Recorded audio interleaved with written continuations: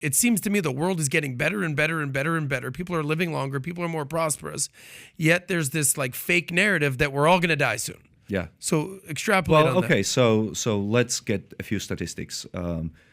For as far back as we can tell, people earned $2 per person per day or less. That was the global average, or the productive equivalent thereof, about $2 per person per day. Today, globally, average daily income is $40 per person per day. Okay, and so that it went from 2 to 40 in how long? In the last 200 years. Okay. Right? Until about 1800, the world income was Industrial Revolution. pretty much stagnant at $2 per person per day. You can take it back 2,000 years ago or 10,000 years ago, it would still be the same in the last 200 years. And that's the global average. Obviously, in the United States, we are much richer. Our income per day is something like $180 per person per day on average again. So again, in 1800, 90% of people live on $2 per person per day or less. Today, it's down to about 8 or 9%. As late as 1900, so the presidency of Theodore Roosevelt, in the richest countries in the world, life expectancy was 50 years. Today, around the world, it's 72 years. In the United States, it's 78 years, and in some countries, it's even higher. Roughly half of babies who were born died in infancy before the age of 1 or before the age of 5. Half of all babies would die. Up to half of and that newborns. was in what year? Well, 1700s. Okay. In Sweden, for example, we have very good records for Sweden. So between 1/3 and a half, but there could be years in which half of newborns. Yeah. And what's that number today around the world globally? Well, in the most developed countries, it would be in low single digits. Let's say around 2 to 5%.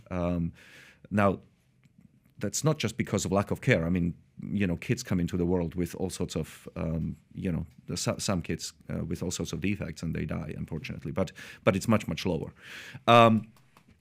So that was the world before, and I think that part of the reason for this tremendous amount of negativity about the future of America and the Western civilization is not just this green apocalypse that we are being told about every day, but also that nobody is singing the praises of the American experiment or the Western experiment overall.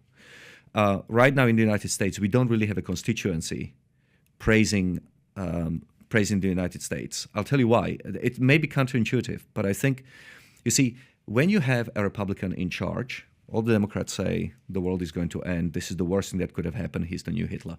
But the same thing, oddly enough, happens when you have a Democrat in charge. Is the Republicans say the country is in permanent decline. Look at this joker in charge. He's obviously senile.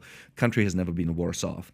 So the point is that in order to get people excited about voting, is to piss them off, is to make them angry. And the only way you can do it is by saying everything is going to hell.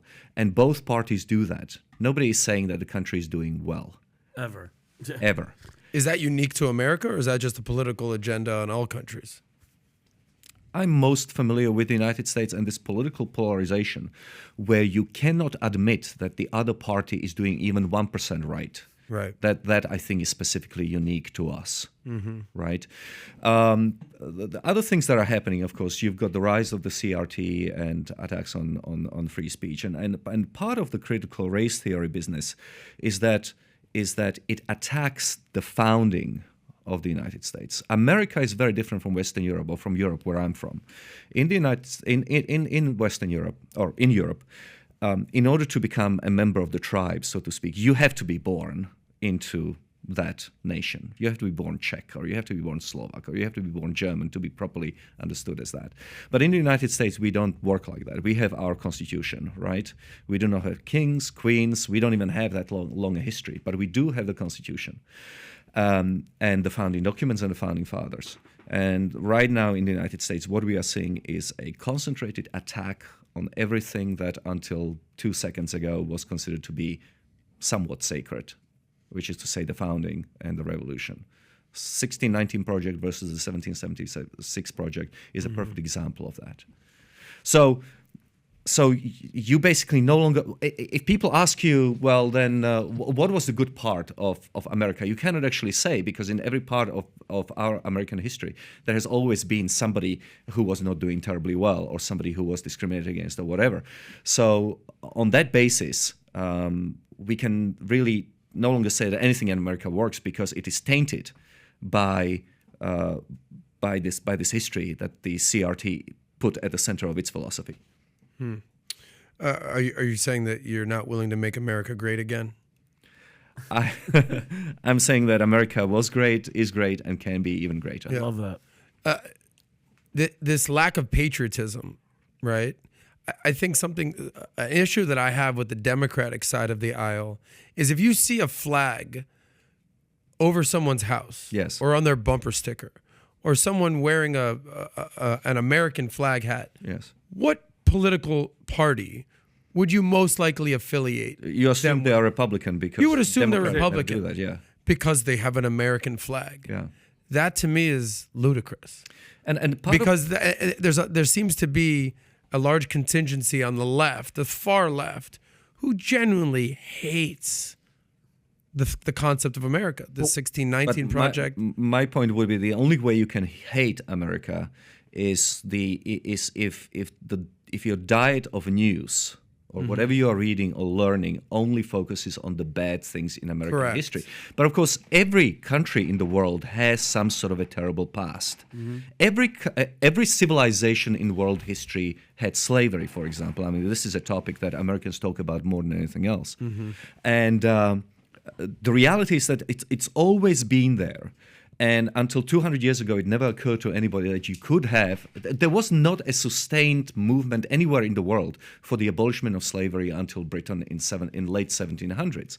So I think it is quite wrong to focus just on that, as opposed to all the good things that America has done, including providing very high standards of living for the people of all colors.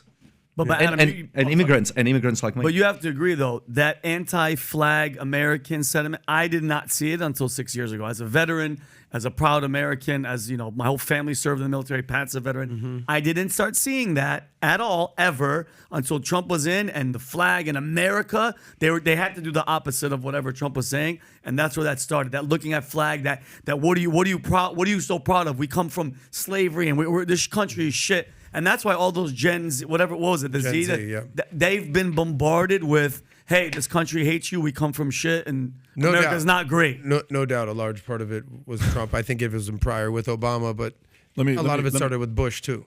If you believe the future looks bright, order your Future Looks Bright hat today.